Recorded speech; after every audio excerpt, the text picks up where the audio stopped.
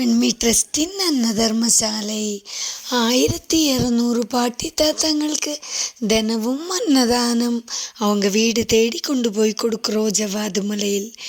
இன்னைக்கு சனி பிரதோஷம். பரிமளா தேவி கண்ணப்பா அவர்கள் அவங்களோட உடம்பு சரியாகிறதுக்காக இன்னைக்குள்ள அன்னதானத்துக்கு ஏற்பாடு பண்ணியிருக்காங்க.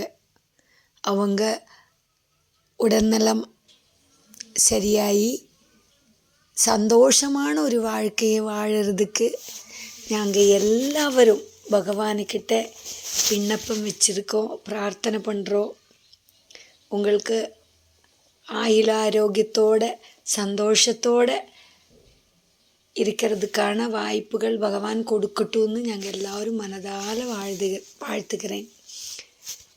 அதே மாதிரி நம்ம வாழ்க்கையில் நம்மளோட மித்திரங்களையும் நம்மளோட சொந்தத்தையும் நம்மளோட எதிரியையும் சம்பாதிக்கிறது நம்மளோட மனசு தான்.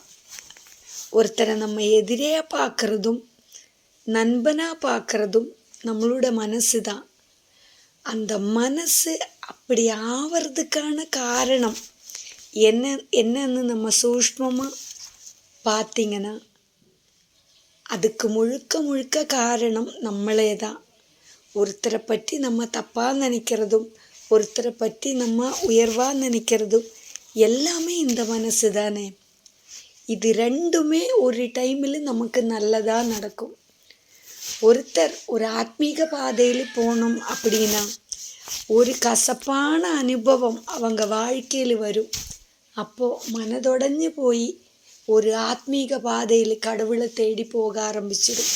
அந்த பாதை அவங்களுக்கு நிம்மதியும் சந்தோஷகரமான ஒரு வாழ்க்கையை கொடுக்கும். ஒரு சிலருக்கு என்ன ஆகும்னா அந்த கோபமும் வைராக்கியமும் காரணம் அவங்க வாழ்க்கையில் முன்னேறும். நிறைய பணம் சம்பாதிக்கக்கூடிய சாகச்சரியங்களும் உழைக்கக்கூடிய சாகச்சரியங்களும் அதிகமாக வரும். அப்போ இது ரெண்டுமே நம்மளோட மனசு தான் காரணம். அந்த நம்ம மனசு தான் நம்மளை நயிக்கிறதே, அடுத்த இடத்துக்கு நம்மளை கொண்டு போகிறதே நம்மளோட மனசு தான். அதனால் மனம் போன வாழ்க்கை, மனம் போன போக்கில் வாழ்க்கையை கொண்டு போங்க. எதாக இருந்தாலும் நல்லது மட்டும் பண்ணுங்க. நல்லதுன்னு மனசுக்கு தோணுறது பண்ணுங்க.